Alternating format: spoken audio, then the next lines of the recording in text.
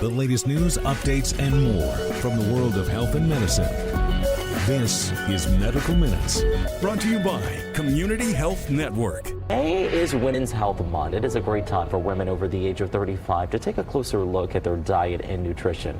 Of course, this brings us to our next guest here to help us get a jump start, Megan Allen.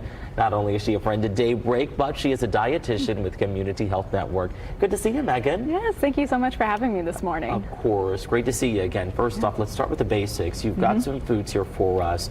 And it's pretty easy, as you have always described to us, to really get going here. So where do we start? Yes, absolutely. I just want to highlight a few key nutrients that we want to be getting more of in our diet as we age. Women over the age of 35, they're going through a lot of changes with their hormones during perimenopause and during menopause. So there's just a few key things that we want to talk about.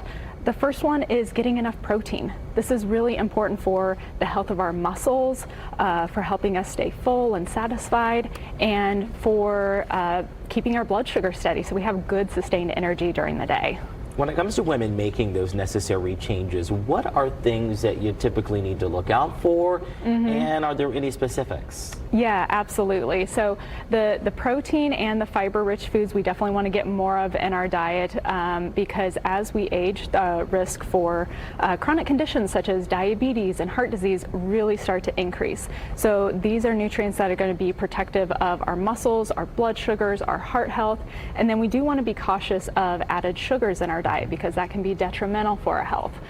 So I have some examples here of some of those sneaky ways that sugar gets into our diet with some of the packaged foods. Yes, I see. My favorite here, one of the granola bars. I typically go for the one on the left here, though. Those are a bit healthier, right?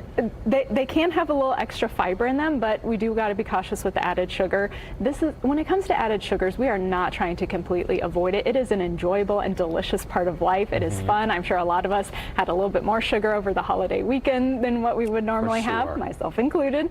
So we're not trying to completely avoid it, but since it's not beneficial for our health, we just want to be cautious with it. Wonderful. Okay, ladies, make sure you take note of that.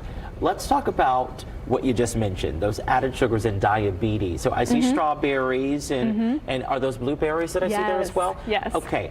Fruit. I know that can also sneak up on you. So what do we need to know about that food group? Absolutely, yes. Fruit can sometimes be a tricky thing because it does contain carbohydrates or natural sugars. It will raise your blood sugar, but I still love to have fruit in anyone's diet because it's going to have a lot of fiber. That's why it's on the table here today.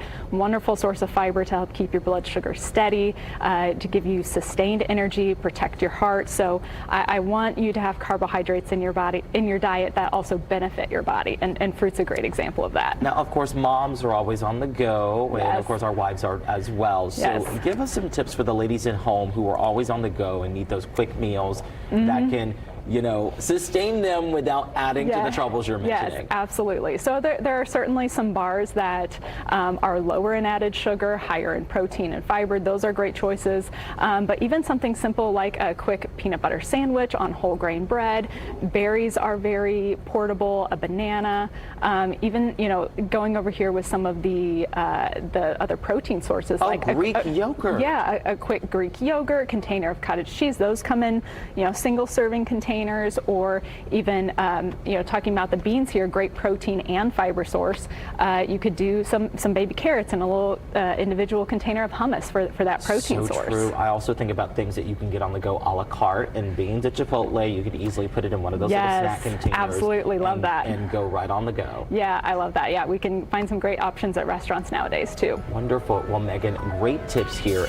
This is Medical Minutes, brought to you by Community Health Network.